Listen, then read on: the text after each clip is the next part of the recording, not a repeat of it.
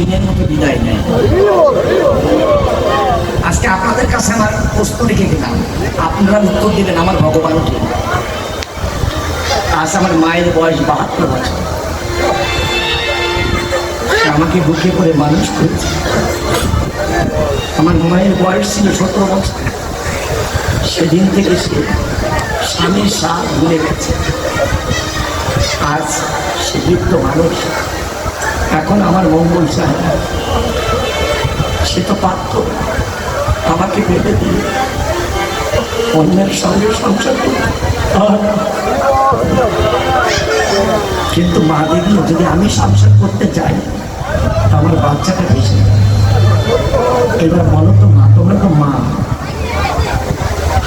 তো মা, তোমাদের কাছে আমার প্রশ্ন হইল, আমি যে মন্দিরে পূজা দিই আমার ভগবানকে,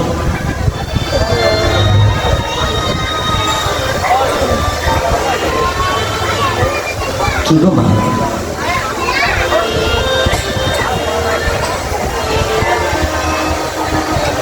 আপনারা তো সবাই বসে আছেন। আমার মা যদি সেদিন আমায় ফেলে দিত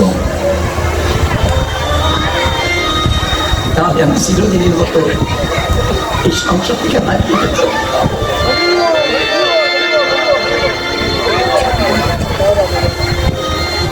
সেদিন যেদিন আমার জ্ঞান চক্ষু খুলেছে সেদিন থেকে মায়ের চরণটা জড়িয়ে ধরি।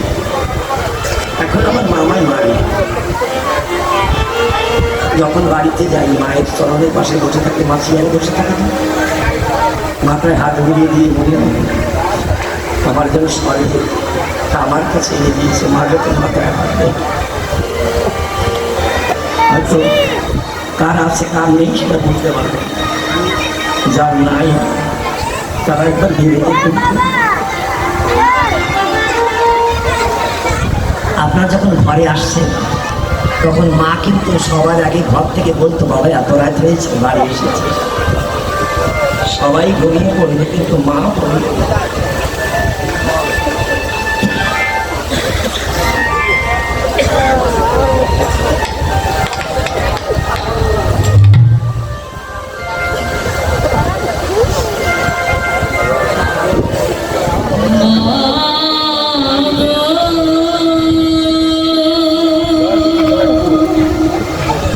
লক্ষ্য করুন মা, আমার যতটুকু জ্ঞান হয়েছে ততটুকুতে আমি জ্ঞান দিয়ে জ্ঞান চক্র দিকে দেখছি না।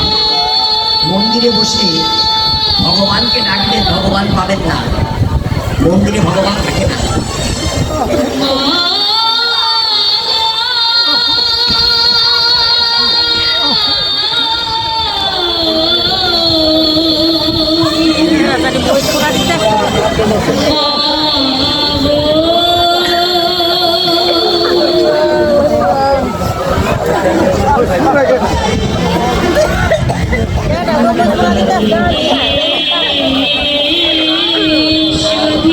এই কথাটা নিয়ে আপনার ঘরে দেবেন, দেখবেন বিষ্ণু কৃপা হলেও হতে পারে। আমরা পাবনা এর থেকে গাড়ি করি না, সেই ভদ্রলোকের নাম হচ্ছে মদন। তিনি কোটি কোটি টাকার মালিক, তার টাকা পয়সার কোনো অভাব নাই। যে বছর প্রথম বছর সবাই বাংলাদেশে সেরা সেরা দল ছাড়া যায়নি, আমাদের নেই। আমি প্রথম বছর যেদিন যাই সেদিন বাবা আমাকে উপর থেকে নিচে এসে আমাকে রিসিভ করে উপরে নিয়ে গেলেন। সঙ্গে একটা পুকুর আছে, এখানে কিন্তু কীর্তন লুকিয়ে আছে। আজকে সুন্দর একটা কথা বলে যাবো, পারলে মনে রাখবেন, না পারলে বাদ দিয়ে দেবেন। সারা জীবন কৃষ্ণ বলে কাঁদতে কি চলে না, ঘরে যদি মা কাঁদে। অনেকে চিন্তা করে বলে যে আমার মা তো আমায় ভালো নয়, মা ভালো নয়, আমি ভালো নয়, মা ভালো।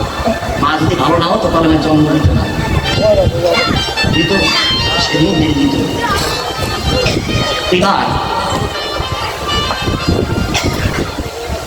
হয়তো কেউ কম, কোনো ছেলে কম ভালোবাসে, কোনো ছেলে বেশি ভালোবাসে, এটা মাদের হয়েই। তাই বলে মাকে ফেলে দেবো? এবার লক্ষ্য করুন কি হচ্ছে। ওই বাবাজির হাতে একটা কুকুর আছে, আমি জিজ্ঞাসা করলাম, বাবাজি কুকুরটা কত দাম? বললো 1 থেকে 1.5 লাখ টাকা দাম আছে। কি খায়? ডেলি 500 টাকার মাংস খায়। আমি মনে মনে চিন্তা করলাম যে কুকুর যদি 500 টাকা খায়, আমার কিছু টাকা ধরে দিলেও দিতে পারে।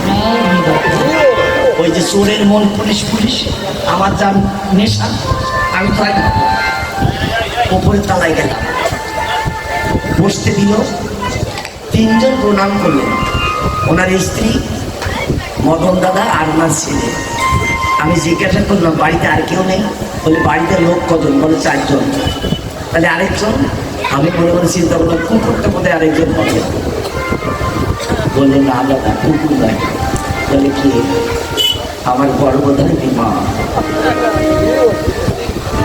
আমি বললাম কোথায় আছে? বললো বৃদ্ধাশ্রম।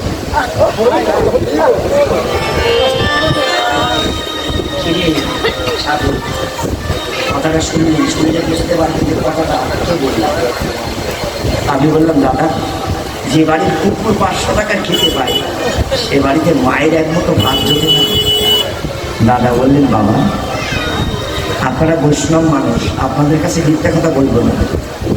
আমার মা থাকলে আপনার বৌদি এ সংসার থাকবে না। তাই বৌদির জন্য আমার মাকে আমি বৃদ্ধাশ্রমে রেখে এসেছি। আমার মার কথা আপনি আঘাত করলে আমি বড় কষ্ট হব। আমি কোন দিকে যাব বলুন তো? আমার একটা ছেলে আছে, আমার স্ত্রী। তাই শেষের সিদ্ধান্ত নিলাম, মাকে পাঠিয়ে দিলাম। মায়ের তার কেউ নাই, আমি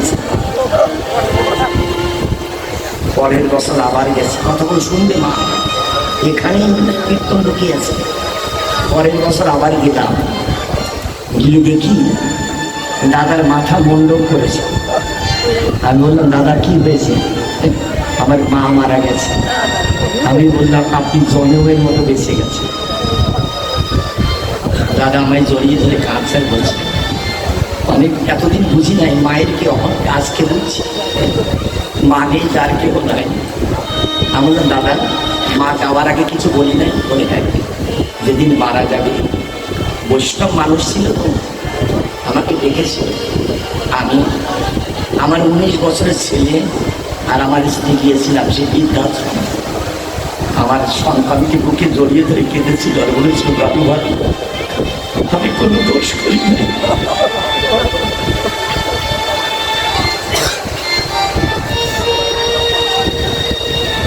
আমি শুধু একটু ভালোবাসতে চেয়েছিলাম, কিন্তু ভালোবাসা আমার জীবনে হলো না। আমি যে মা হয়েছি, মা হয়ে জন্ম নেওয়াই আমার বড় বৃথা হয়ে গেল জন্মকাল। তুই আমায় ক্ষমা করিস দাদু। আমাকে ডাকছে মদন এদিকে, আমি গেছি। আমাকে জড়িয়ে ধরে মা কাঁদছে, সমস্ত গায়ে ঘা হয়ে গেছে। খেতে পারতি তোরা তো ঠিক মতো।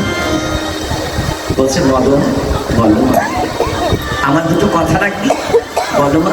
দুটো কেন, সব কথাই রাখবো। আমি যাওয়ার সময় হয়ে গেছে, আমি বোধ হয় আর বাঁচব না। আমার যাওয়ার সময় তুই আমার গায়ের হাত দিয়ে কথা দিই। বলো মা, আমার মরণের পরে তুই আমার শ্রাদ্ধ করবি না?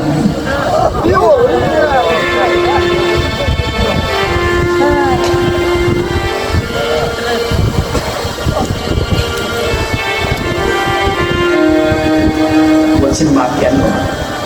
বাবা, যে সন্তান মরণের আগে মাকে দুটো ভাত দিতে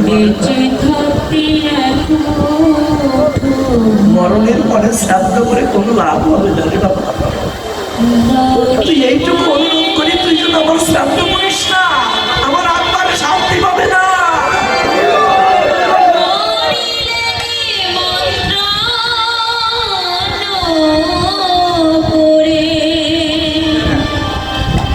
তুমি খাওয়াও করার লোকে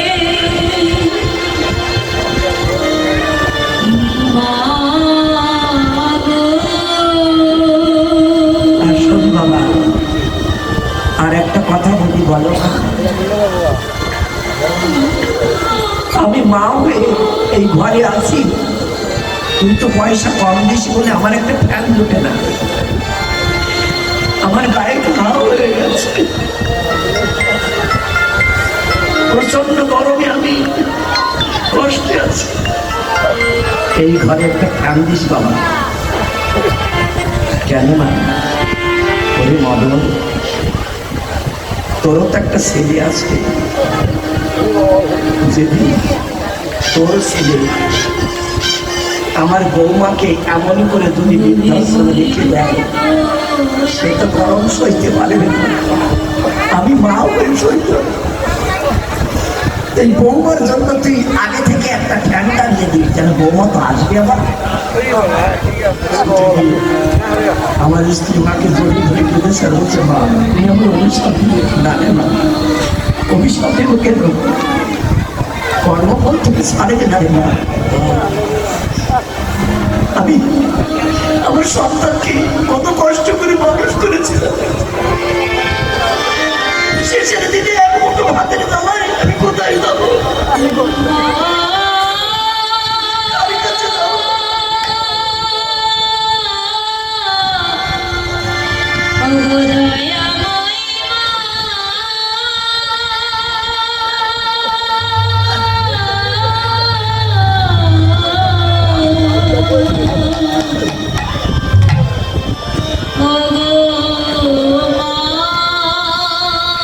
তাই বলি মনো, আজ আমি আছি, তুই আমায় অভাব বুঝতে পারছিস না। যেদিন আমি হারিয়ে যাবো সেদিন তোর কেউ থাকবে না, তোকে পথে বসে